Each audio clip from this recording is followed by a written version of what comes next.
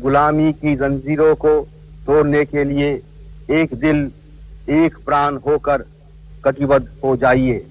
हिंदुस्तान अब गुलाम नहीं रह सकता और न कोई ताकत इसे गुलाम रखी सकती है। हाँ, ये आवाज है उस शख्स की जिसने अपनी बहादुरी और देशभक्ति के जज्बे से भारत में ब्रिटिश साम्राज्य की चूलों को हिला कर रख दिया था। कुछ इतिहासकारों ने तो उन्हें हिज मैजेस्टीज बिगेस्ट ओपोनेंट की संज्ञा दी थी। जी हां, हम बात कर रहे हैं नेताजी सुभाष चंद्र बोस की। अगस्त 1945 में जब दूसरे विश्व युद्ध में जापान की हार हो गई तो उनके सहयोगियों ने तय किया कि नेताजी को तुरंत सिंगापुर छोड़कर रूस चले जाना चाहिए। वो सिंगापुर से बैंकॉक होते हुए पहले साइगॉन और फिर ताइपे पहुंचे। ताइपे से दोपहर 2:35 पर जापानी बॉम्बर ने मंचूरिया के लिए उड़ान भरी। सुभाष बोस के अंतिम दिनों पर लेट टू रेस्ट किताब लिखने वाले वरिष्ठ पत्रकार आशीष रे बताते हैं, कम से कम 13-14 क्रू और पैसेंजर थे उस प्लेन में। उसमें से 2 भारतीय थे, नेताजी सुभाष चंद्र बोस और उनका ADC colonel Habibur Rahman. Saigon में ये चर्चा हो रहा था कि किस प्लेन में उनका जाना है।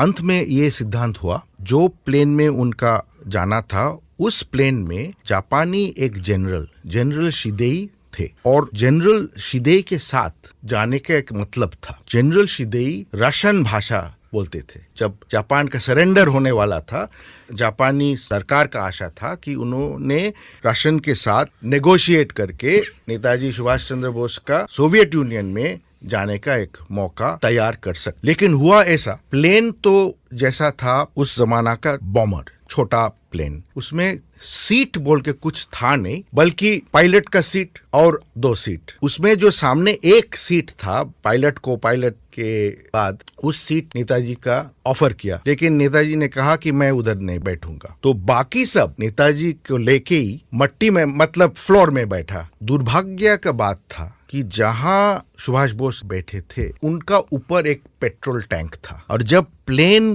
क्रैश हुआ तो वो पेट्रोल पूरा उनका शरीर में गिर गया, मतलब एकदम सिर से पांव तक, और उनका पूरा कपड़ा भी एकदम भीग गया ये पेट्रोल में। तो जब क्रैश के बाद आग के भीतर से उन्होंने दौड़ के जब निकल रहा था तो पूरा शरीर में आग लग गया। दिलचस्प बात यह थी कि उस जमाने में युद्धक विमानों में एयर कंडीशनिंग नहीं होती थी, इसलिए जैसे जैसे विमान ऊपर जाता था ठंड बढ़ती जाती थी और हर 1000 फीट की ऊंचाई पर तापमान में 6 डिग्री की गिरावट हो जाती थी। उनका टाइपे तक सिर्फ कॉटन खाकी यूनिफॉर्म पहना हुआ था, लेकिन कर्नल हबीबुर रहमान उनका एडीसी कहा कि नेताजी आप एक स्वेटर पहन लीजिए क्योंकि अभी ठंड होने वाला है। उनका एक स्वेटर दिया, लेकिन उसका ऊपर भी पेट्रोल गिर गया। अंत में कर्नल हबीबुर रहमान और 5 जापानी ऑफिसर ने पूरा डिस्क्रिप्शन दिया कि क्या हुआ क्या नहीं हुआ और नेताजी का क्या हुआ। उसमें कहा कि जब हबीब ने पहुंचा नेताजी के पास, प्लेन का कम से कम 10-12 गज या 15 गज सामने क्रैश के बाद, तब नेताजी उनका स्वेटर खुल के खड़ा हुआ था। तब बाकी जापानीज ऑफिसर लोग भी वहां पहुंच गया, उनको कहा कि आप मट्टी को ऊपर रोल करिए, तब आग कम से कम वो बुझ जाएगा। कर्नल हबीबुर रहमान आजादी के बाद पाकिस्तान चले गए थे और जब नेताजी की मौत की जांच के लिए शाहनवाज आयोग बनाया गया था तो वो उसके सामने गवाही देने खास तौर से पाकिस्तान से भारत आए थे। उन्होंने शाहनवाज आयोग को बताया था, जैसे ही जहाज गिरा नेताजी मेरी तरफ मुड़े। मैंने उनसे कहा कि नेताजी आगे निकलिए, पीछे से रास्ता नहीं है। आगे के रास्ते में आग लगी हुई थी। नेताजी आग से होकर निकले, मैं भी उसी आग से होकर बाहर आया। जैसे ही मैं बाहर आया मैंने देखा कि नेताजी मुझसे 10 मीटर की दूरी पर खड़े थे और उनकी निगाह पश्चिम की ओर थी। उनके कपड़ों में आग लगी हुई थी।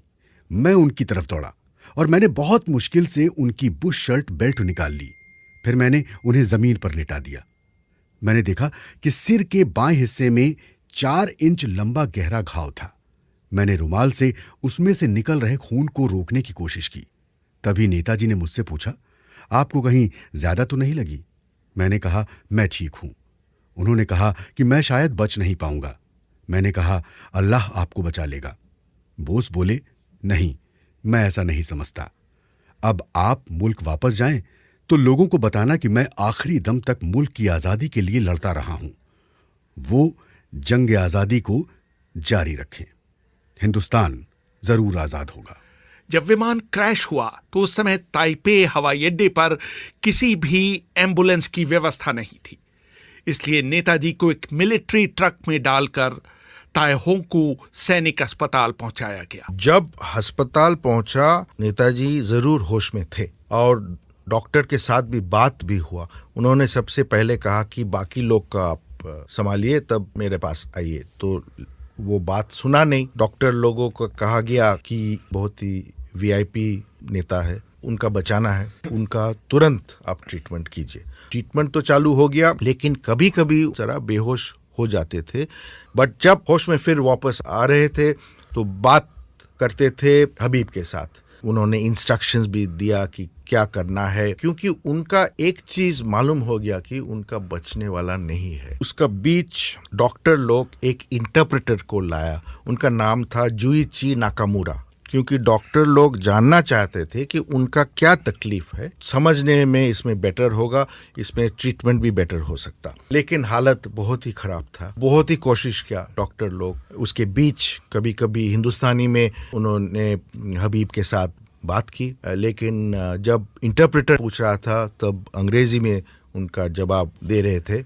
नेताजी को सबसे पहले देखने वालों में वहां तैनात डॉक्टर तानेयोशी योशिमी थे। उन्होंने 1946 में हांगकांग की एक जेल में उनको इंटरोगेट करने वाले ब्रिटिश अधिकारी कैप्टन अल्फ्रेड टर्नर को बताया था। शुरू में सारे मरीजों को एक बड़े कमरे में रखा गया, लेकिन बाद में बोस और रहमान को दूसरे कमरे में ले जाया गया, क्योंकि दुर्घटना के शिकार जापानी सैनिक दर्द में चिल्ला रहे थे और शोर मचा रहे थे। बोस को बहुत प्यास लग रही थी। वो बार बार जापानी में पानी मांग रहे थे। Meizu Meizu. मैंने नर्सों से उन्हें पानी देने के लिए कहा। डॉक्टर याशिमी नेताजी सुभाष बोस के अंतिम क्षणों का वर्णन करते हुए आगे बताते हैं। 3 बजे एक भारी शख्स को सैनिक ट्रक से उतारकर स्ट्रेचर पर लिटाया गया। उसका माथा, सीना, पीठ, गुप्तांग और हाथ और पैर सब बुरी तरह से जले हुए थे, यहां तक कि उनका दिल भी जल गया था। उनकी आंखें सूजी हुई थीं। वो देख सकते थे, लेकिन उन्हें अपनी आंखें खोलने में दिक्कत हो रही थी। उनको तेज बुखार था, 102.2। उनकी नाड़ी की गति थी 120 प्रति मिनट। उनके दिल को आराम पहुंचाने के लिए मैंने विटा कैम्फोर के 4 और डिजिटामाइन के 2 इंजेक्शन लगाए। मैंने उनको ड्रिप से 1500 सीसी रिंजर सॉल्यूशन भी चढ़ाया। इसके अलावा संक्रमण को रोकने के लिए मैंने उन्हें सल्फनामाइड का इंजेक्शन भी लगाया। लेकिन मुझे पता था कि बोस बहुत अधिक समय तक जीवित रहने वाले नहीं हैं। वहां पर एक और डॉक्टर योशियो इशी भी मौजूद थे। उन्होंने भी सुभाष बोस की हालत का विस्तृत विवरण खींचा है। 2 घायल लोग 2 पलंगों पर लेटे हुए थे। वो इतने लंबे थे कि उनके पांव पलंग से बाहर लटक रहे थे। एक नर्स ने मुझे बुलाकर कहा, डॉक्टर, ये भारत के चंद्र बोस हैं। खून चढ़ाने के लिए मुझे इनकी नस नहीं मिल रही है, मेरी मदद कीजिए। मैंने जब खून चढ़ाने के लिए सुई उनकी नस में घुसाई तो उनका कुछ खून वापस सुई में आ गया। वो गाढ़े रंग का था। जब मौत नजदीक होती है तो खून में ऑक्सीजन की मात्रा कम हो जाती है और खून का रंग बदल जाता है। 18 अगस्त 1945 को रात के करीब 9 बजे सुभाष बोस ने दम तोड़ दिया। विमान उपलब्ध न होने के कारण उनके पार्थिव शरीर को न तो सिंगापुर ले जाया जा सका और न ही टोक्यो। 4 दिन बाद यानी 22 अगस्त 1945 को ताइपे में ही उनका अंतिम संस्कार किया गया। उस समय वहां पर कर्नल हबीबुर रहमान, मेजर नागातोमो और सुभाष बोस के दुभाषिए जुइची नाकामुरा मौजूद थे। बाद में मेजर नागातोमो ने शहनवाज आयोग को बताया, मैंने कुंजी से भट्टी का ताला खोला और उसके अंदर की स्लाइडिंग प्लेट को खींच लिया। मैं अपने साथ एक छोटा लकड़ी का डिब्बा ले गया था। मैंने देखा कि उसके अंदर नेताजी का कंकाल पड़ा हुआ था। लेकिन वो पूरी तरह से जल चुका था। बौद्ध परंपरा का पालन करते हुए मैंने सबसे पहले 2 चॉपस्टिक की मदद से उनकी गर्दन की हड्डी उठाई। इसके बाद मैंने उनके शरीर के हर अंग से एक एक हड्डी उठाकर उस डब्बे में रख ली। बाद में कर्नल हबीब ने भी जिक्र किया कि उन्हें क्रेमेटोरियम में सुभाष बोस का सोने से जड़ा दांत दिया गया था जो उनकी अस्थियों में मिला था। जब कर्नल हबीबुर रहमान फिर क्रेमेटोरियम में गया नेताजी का एशेस लेने के लिए, तब वहाँ क्रेमेटोरियम के एक ऑफिसर, उन्होंने एक कागज के अंदर एक दांत उनका हाथ में दिया। गोल्ड प्लेटेड टूथ था, तो उन्होंने उस कागज जिसके अंदर दांत था वो उन्होंने डाल दिया वो अर्न के अंदर। वर्ष 2002 में भारतीय विदेश सेवा के 2 अधिकारियों ने रोमजी मंदिर में रखी नेताजी की अस्थियों की जांच की थी और पाया था कि एक कागज में लिपटा हुआ सुभाष बोस का दांत अभी भी उस कलश में मौजूद है। मैंने बात की भारतीय विदेश सेवा के वरिष्ठ अधिकारी रहे आफ्ताब सेठ से, जो उस समय जापान में भारत के राजदूत थे।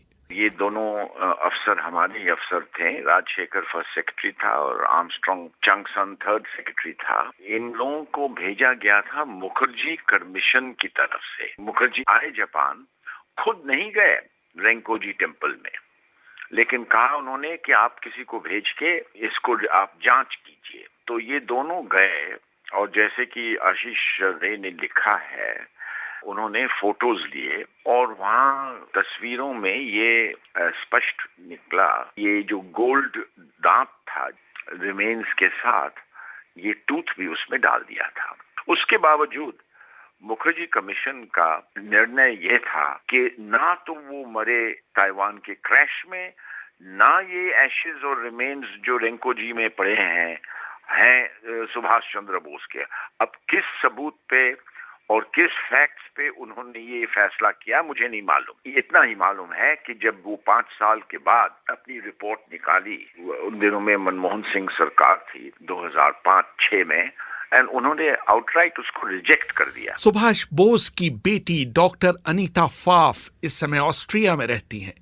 उनकी दिली इच्छा है कि सुभाष बोस की अस्थियों को जापान से वापस भारत लाया जाए और गंगा में प्रवाहित किया जाए। उनका पिता नेताजी का ये आशा था कि उन्होंने स्वाधीन भारत में वापस आएंगे और फ्री इंडिया में वो काम करेंगे, लेकिन वो हुआ नहीं। तो उनका पहला अनुरोध ये है कि कम से कम उनका पिता का एशेज, नेताजी का एशेज भारत का मट्टी में लिया जाए, 1 नंबर। 2 नंबर, उन्होंने कहा कि मेरा फादर पूरी सेक्युलरिज्म में विश्वास करते थे, लेकिन ऐसा मतलब नहीं कि हिंदुइज्म का अविश्वास करते थे। अगर हिंदू थे तो कम से कम उनका जो एशेज वो गंगा में इमर्स कर दिया जाए। कदम कदम बढ़ाए जा, खुशी के गीत गाए जा, ये जिंदगी है कौम की, तू कौम पे लुटाए जा, तू शेर हिंद आगे बढ़। रेहान फजल, BBC, दिल्ली।